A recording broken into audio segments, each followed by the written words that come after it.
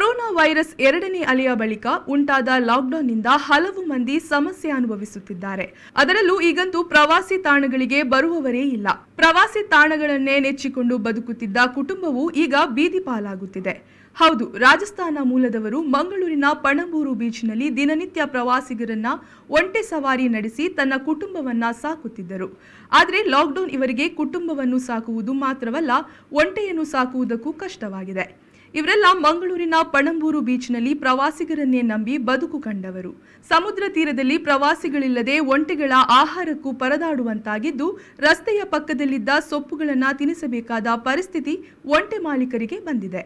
ಕಳೆದ ಹಲವಾರು ವರ್ಷಗಳಿಂದ ಪಣಂಬೂರಿನಲ್ಲಿ ಒಂಟೆ ಸವಾರಿ ಮಾಡಿಕೊಂಡು ಜೀವನ ಸಾಗಿಸುತ್ತಿರುವ ಇವರಿಗೆ ದಿನಾಲೂ ಸುಮಾರು 500 ರೂಪಾಯಿಯಷ್ಟು ಒಂಟೆಯ ದಿನದ ಖರ್ಚು ತಗುಲುತ್ತಿದೆ.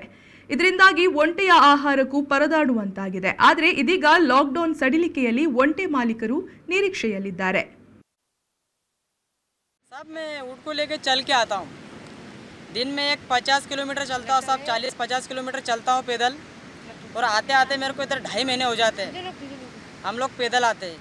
और उसके बाद में हम लोगों को खाने पीने का वो होता है, तो हम गली में किसी के 2-4 बच्चे बिठा लेते हैं, तो हमको खाना पीना हम साहब हमारा होटल में छूट जाता है। तो हम दिन में 50 किलोमीटर पैदल चलते हैं और हम ये बीच पे हमारा पेट पानी 2 पैसे के लिए हमारा गुजारा हो जाएगा, घर परिवार हमारा खुश रहेगा, इसलिए हम इतनी दूर साहब पैदल आते हैं और इस पर हमारा गुजारा है। ये भी दिन में 50-60 किलोमीटर हम भी इसके ऊपर पैदल चलते हैं साहब, और पैदल ही हम आते हैं। और हम इसके ऊपर चलने के टाइम पे बैठ नहीं सकते क्योंकि ट्रैफिक बहुत होता है साहब। कोई इंसान कैसी गाड़ी चलाता है, कोई कैसी चलाता है, हम लोग इसको पैदल ही लेके चलते हैं क्योंकि हाईवे रहता है। तो हम लोग को आने के लिए इधर 2.5-3 महीने लग जाते हैं साहब मिनिमम। कब आया इधर आने के लिए मेरे को अभी कम से कम मान के चलो एक 7-8 महीने तो अभी हो गए हैं। बाकी मैं पिछले 3 साल से साहब इधर आता जाता हूँ क्योंकि मेरा धंधा पानी इधर है और इसका व्यवसाय भी इधर है। बच्चे लोगों को बिठाता हूँ, धंधा पानी करता हूँ, फंक्शन मिल जाता है। इधर आए थे बीच पे धंधा पानी के लिए, छोटे छोटे बच्चे बेटे पेट पानी भरने के लिए आए सर। क्या लॉकडाउन लग गया था, हमारी बहुत परेशानी चल रही सर, खाने पीने की परेशानी चल रही।